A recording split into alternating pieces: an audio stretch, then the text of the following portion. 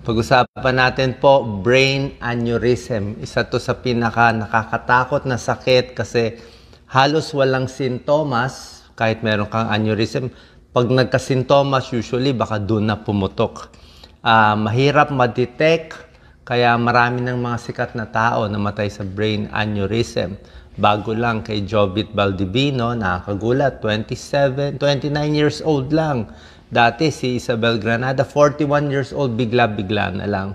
At dati si FPJ at 65 years old.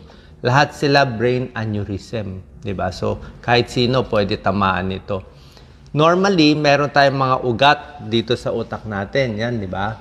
Tapos, for some reason, itong mga ibang ugat, nagkakaroon ng depekto. Parang sa gulong, imbis na gulong na normal, may lumolobo. Dapat wala to eh. Lumolobo. Ibig sabihin, pag lumobo yan, mahina itong area na to. Kaya pag ma-high blood ka konti, magalit ka konti, umiri ka lang konti.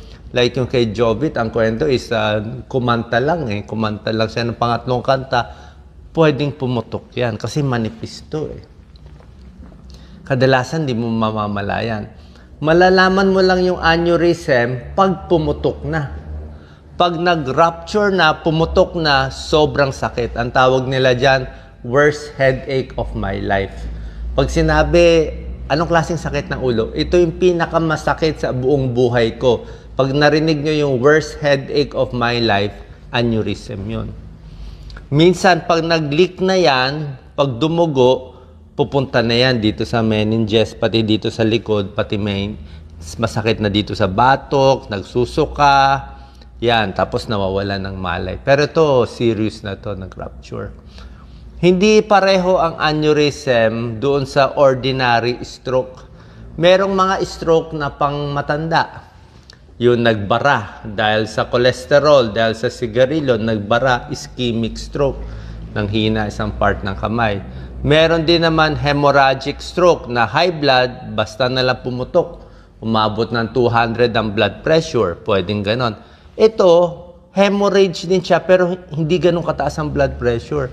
Abnormal kasi may lobo dito. May manipis talaga, may depekto. Actually, namamana po to eh. Kaya kung may kamag-anak na may brain aneurysm, kailangan magpapacheck din. So yan po oh, brain aneurysm, biglang pumutok na lang.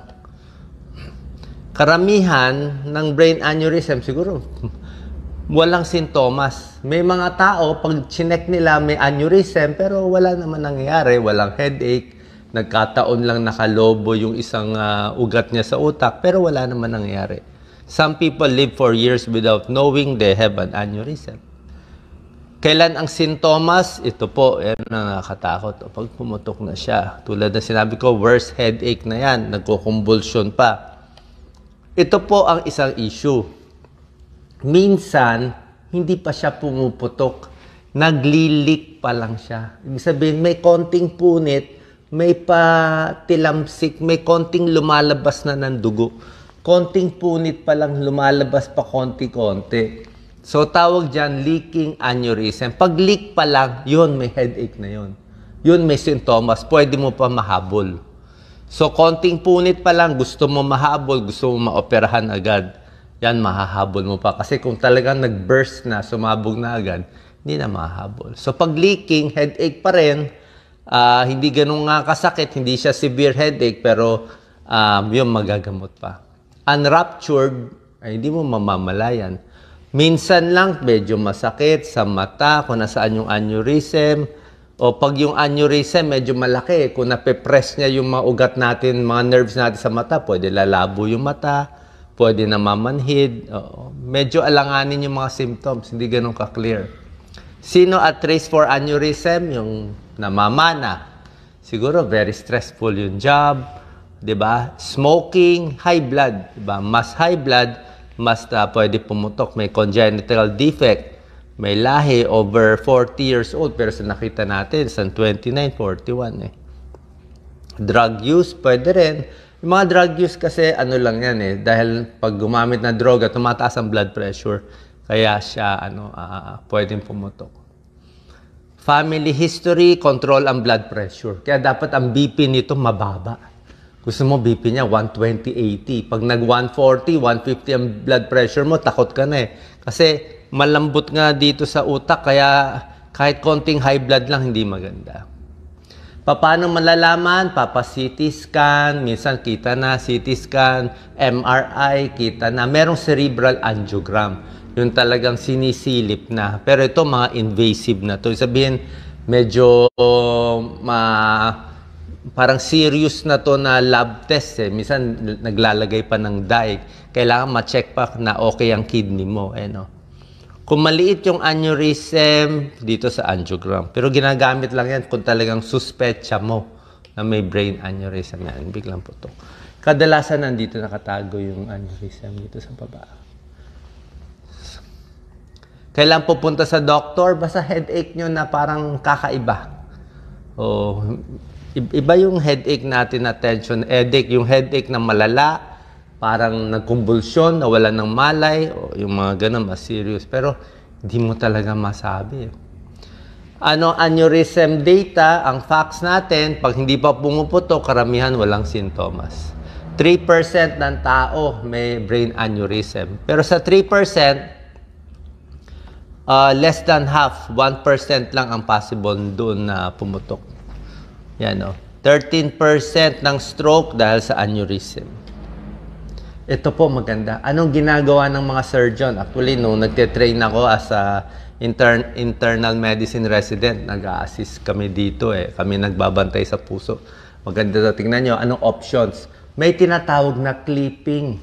Ayan, binubuksan yung bungo, tinitignan yung brain ng neurosurgeon. Naglalagay sila parang paperclip. Paperclip siya talaga. Mukha siyang paperclip po. Nakakita na ako eh. Eksakto, i-clip na yan, swak.